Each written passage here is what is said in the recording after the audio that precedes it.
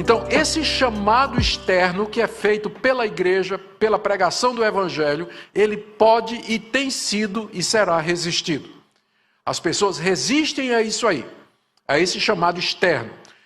Mas tem o chamado interno do Espírito Santo, que é quando o Espírito Santo vai lá no coração do eleito e muda aquela chavezinha lá. Abre o entendimento, os olhos da pessoa, e a pessoa é irresistivelmente, de livre vontade, atraída à pessoa maravilhosa de Cristo Jesus. Esse chamado interno, ele é irresistível, e ele vem no tempo de Deus. Eu fui criado na igreja evangélica presbiteriana, já falei isso aqui, então me suportem mais uma vez. Aos 16 anos, não é? Depois de ter passado minha vida toda na igreja, vida toda não, até os 16 anos, né? Cantava no coral, participava de discussões bíblicas, namorei a filha do pastor, que é mais crente do que isso, né? Namorei a filha do pastor e tudo, mas não era minha ainda não, isso foi depois. Mas aos 16 anos de idade desconexão emocional, não queria saber de igreja, vazei junto com um grupo de jovens, a gente vivia... A banda voou, né, como a gente diz lá no Brasil. Vivi uma vida muito longe de Deus. Mas, durante esse período, eu não fiquei sem contato com a igreja. De vez em quando, chegava um pastor, né, você é o Augusto, filho de Dona Betinha, doutor Nicodemo? Sim, sou eu. Se você não está mais na igreja? Não, não estou não. E a pessoa falava comigo, né, queria me trazer de volta. Vários pastores estiveram, menos o pastor da minha igreja, mas outros, né, vieram me chamar. Eu me lembro de um acampamento de jovens, foi um dos primeiros acampamentos do Palavra da Vida, lá no Brasil, no interior de Pernambuco. E eu, na época, estava namorando a filha do pastor, não é? Eu estava fora da igreja, mas nós estávamos namorando assim mesmo, e ela disse, não, vá lá pro acampamento, participa, vai ser bom, tal, papai vai gostar, não sei o quê. Aí eu no Opala, né, preparei o Opala, tal, fui lá, cheguei lá com um ronco, o bicho tinha um ronco, assim, um cano de escape aberto, né, cheguei fazendo boizinho, tal, cheguei lá.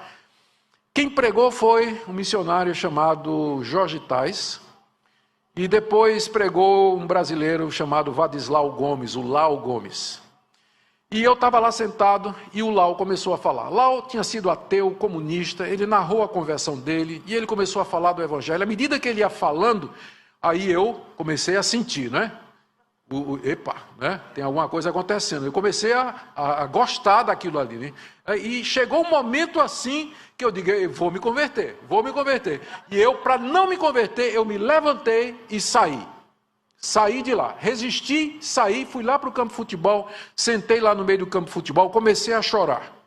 E aí o Jorge Tais veio conversar comigo, disse, Augusto, por que você, eu sei que você cresceu nisso, você conhece a verdade, se arrependa dos seus pecados, Deus está lhe chamando você. Eu disse, Jorge, eu não quero. Naquela mesma noite, peguei minha mala, joguei no Opala e fui embora. Resisti. E não foi só uma vez não, me lembro outra vez, a gente foi assistir o famoso Richard Wurmbrand, que trabalhou contrabandeando Bíblias para a Rússia. Ele veio no estádio lá em Recife, muitos jovens foram lá, eu não sei com quem eu estava namorando, alguém me convenceu a ir lá, e eu fui lá no meio, e lá estava o cara pregando, falando, mesma coisa, me levantei, caí fora, não fiquei. Eu disse, não, eu não quero. Aos 23 anos de idade, fazendo Universidade Federal de Pernambuco, empregado na prefeitura, minha família de classe média, meu Opala envenenado, já tinha uma motocicleta, sempre gostei, tinha uma namorada que eu era apaixonado por ela, comecei a sentir um vazio no meu coração. Eu tinha tudo o que um jovem poderia querer para ser feliz e realizado, mas começou a vir um vazio no meu coração, nada me satisfazia mais.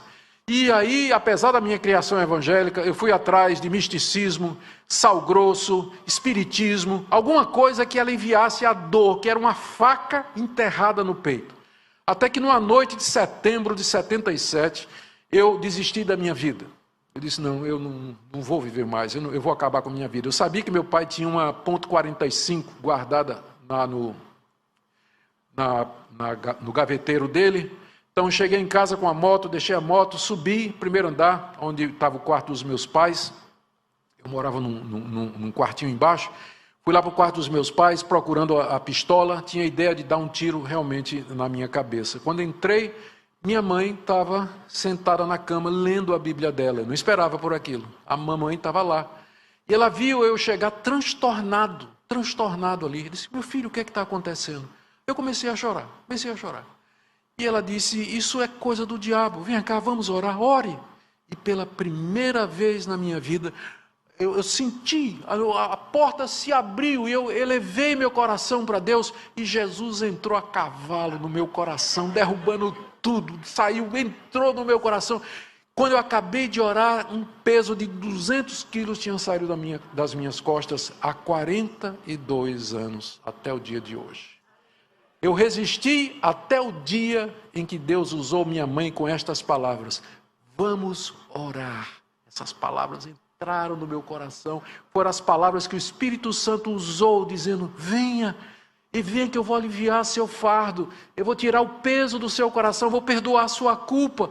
E naquela mesma noite, tudo que eu tinha aprendido como criança voltou, os versículos bíblicos, gente, tinha sede de Deus, não é? Não consegui terminar o curso, não é? Me tornei evangelista, fui fazer seminário, larguei engenharia, nada, eu queria saber de pregar o evangelho. Ia para a universidade estudar, ter aula, passava o dia todo lendo a Bíblia, né? Queimava, né? Gaseava a aula para ler a Bíblia e orar e tudo mais. Então, graça irresistível. Se Deus não tivesse feito isso, eu não sei onde é que eu estaria, talvez já tivesse morto até naquela noite. Mas está aqui. É isso que a gente chama de graça irresistível. Embora os eleitos possam resistir por um tempo, o Espírito Santo haverá de finalmente convencê-los mediante a regeneração de seus corações.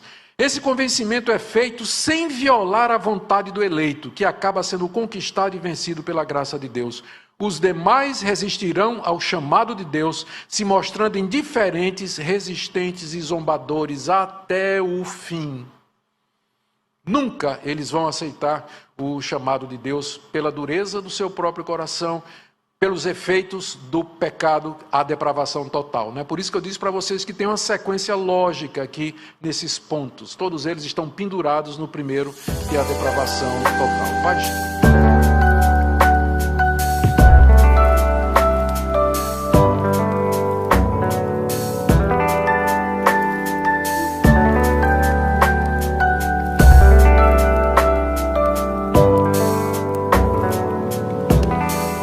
Antes eu falar, tu cantava sobre mim.